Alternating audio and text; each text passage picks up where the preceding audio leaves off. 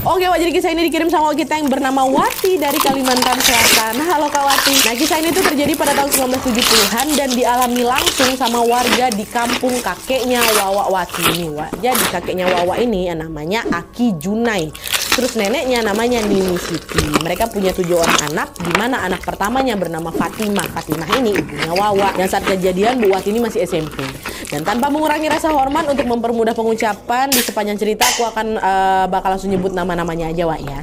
Nah, jadi kita mulai. Ceritanya, Aki Junai ini aslinya orang Kalimantan Selatan, Wak. Tapi dia sama keluarganya ngerantau ke desa S yang ada di Kalimantan Tengah.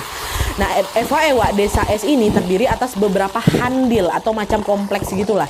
Nah, rumah Aki Junai ini berada di Handil A yang mayoritas dihuni sama perantau dari Kalimantan Selatan juga. Di Handil A ini ada satu perantau asal Kalimantan Selatan yang cukup ditakuti sama warga setempat, namanya Hadri, dan biasa juga dipanggil Kai Hadri atau kakek Hadri. Umurnya waktu itu sekitar 50-an tahun dan dia tinggal bersama anak sama istrinya di Handil A tadi tuh.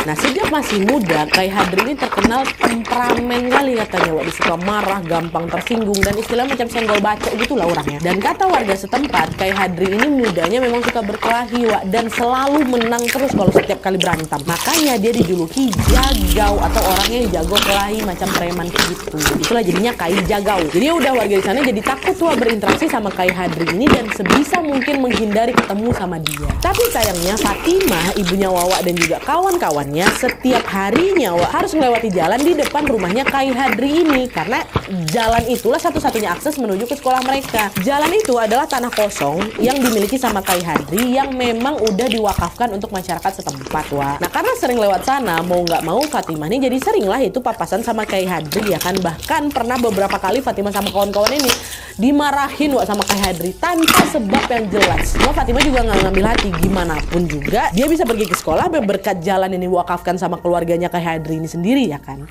Sampai suatu hari Fatimah dengar kabar kalau Kai Hadri ini sakit-sakitan, tapi sakitnya memang masih sakit ringan gitu, Wak. Dia masih bisa tuh jalan-jalan keluar rumah. Nah, sejak sakit, Kai Hadri yang pada dasarnya memang orang yang gampang marah, makin menjadi-jadi lagi temperamennya, Wak.